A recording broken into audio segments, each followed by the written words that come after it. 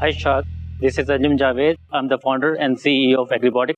पाकिस्तान में एग्रीकल्चर में बहुत पोटेंशियल है। अगर हम इसको कंपेयर करें, पाकिस्तान दुनिया का 10वां या 11वां कंट्री है जो अरेबल लैंड को करता है। अगर इसको हम कंपेयर करें एक यूरोपियन कंट्री से, जैसे हॉलैंड बेसिकली या स्मॉल कंट्री जिसका साइज़ जो है वो 40 गुना पाकिस्तान से कम है, लेकिन उसकी जो एग्रीकल्चर प्रोडक्टिविटी है या एग्रीकल्चर एक्सपोर्ट्स हैं वो पाकिस्तान से 10 गुना ज़्यादा हैं।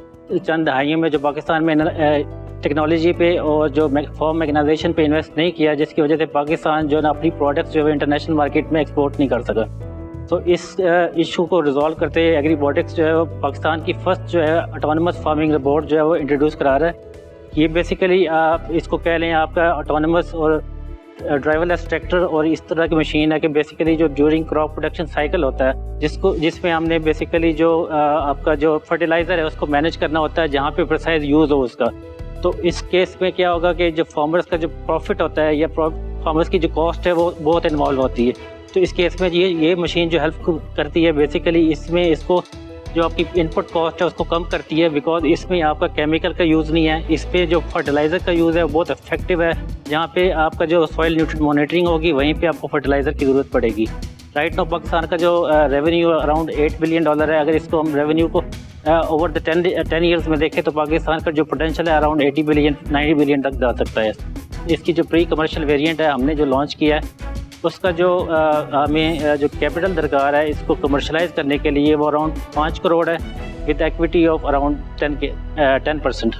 अस्सलामुअलैकुम। वालेकुम सलाम। वेलकम आपको आज शार्क टैंक पाकिस्तान पे। आप कितने साल से बिजनेस के अंदर हैं? इस बिजनेस में मैं तकरीबन 2 साल से हूँ। तो ये प्री रेवेन्यू है ना, बिल्ड नहीं किया अभी तक।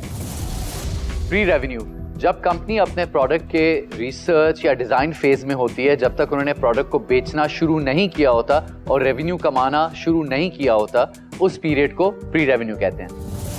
इनिशियली हमने सेल किए थे सर्विस मॉडल पे, बट उसकी जो एक्यूरेसी थी, because this is the AI based but ये प्री रेवेन्यू है अभी। इनिशियली आप समझ प्री रेवेन्यू है, क्योंकि हम उसके बाद हमने स्टॉप किया क्योंकि एक्यूरेसी जो है हमारी अराउंड 80+ होनी चाहिए ऑप्टिमम लेवल पे।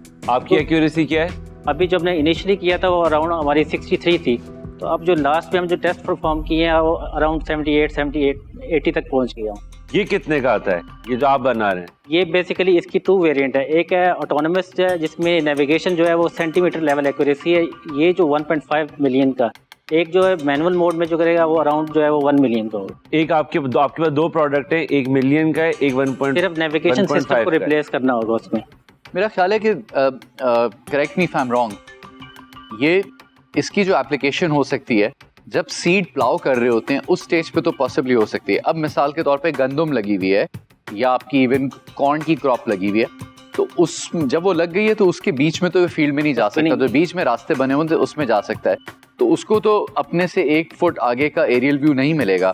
ड्रोन्स ये काम अब ऑलरेडी कर रहे हैं और ड्रोन की जब बैटरी खत्म होने लगती है वो खुद ही फ्लाई बैक करता है, रिचार्ज करता है और जाता है, तो उसको मैनेज नहीं करना पड़ता। मे भी थोड़ी सी और रिसर्च की ज़रूरत है, बट ये स्पेस बहुत बड़ी है और बहुत ज़रूरी है। अल्लाह करे पाकिस्तान हमारी यील्ड्स बेहतर हो जाए तो आप सही सिंप में काम करें, but till you figure out your correct product market fit, मैं इससे बाहर हूँ, but I wish you all the best. I just want to say कि I am also out. Junaid भाई ने सारी से चीज़ें की हैं, आई एग्री विद हिम।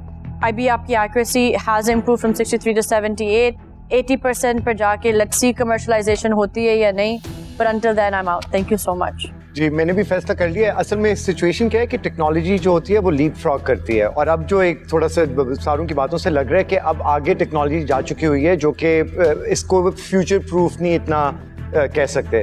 तो इस वजह से मुझे इसकी थोड़ा सा पोटेंशियल ज़रा लिमिटेड नज़र आ रहा है, तो मैं भी आज के लिए बाहर हूँ। मैं भी आज के लिए बाहर हूँ, बट आपको बस एक एडवाइस दे सकती हूँ मशवरा कि जब आप आते हैं ऑल्सो पिच करने के लिए किसी को आपके प्रोडक्ट, आप बस आपकी मार्केट कंपेटिटर्स का नॉलेज पूरी तरह से होने चाहिए आपके ब्रेन में। कौन है, क्या एडवांस टेक्नोलॉजीज हैं, आप में क्या डिफरेंट है इस चीज़ में। तो ये थोड़ा सा बस नेक्स्ट टाइम इंशाल्लाह आप जब भी पिच करेंगे, but I wish you all the best. Thank you.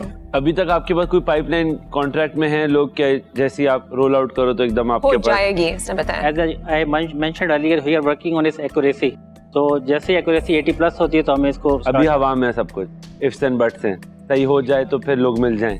भाई मुझे आप जो है वो कन्विंस नहीं कर पा रहे, क्योंकि आपने जो है वो उसको सही तरीके से जो है वो मार्केट में इसको आपने टेस्ट नहीं करा हुआ, कि एक्यूरेसी ऑन पॉइंट नहीं है, इससे बेटर टेक्नोलॉजी इस पर्टिकुलर चीज़ के लिए है। और 50 करोड़ के जो बिजनेसेस होते हैं ना, वो बड़े रॉक सॉलिड होते हैं, उसके अंदर इफ्स एंड बट्स नहीं होते। तो आपकी वैल्यूएशन लगभग 50 करोड़ की है।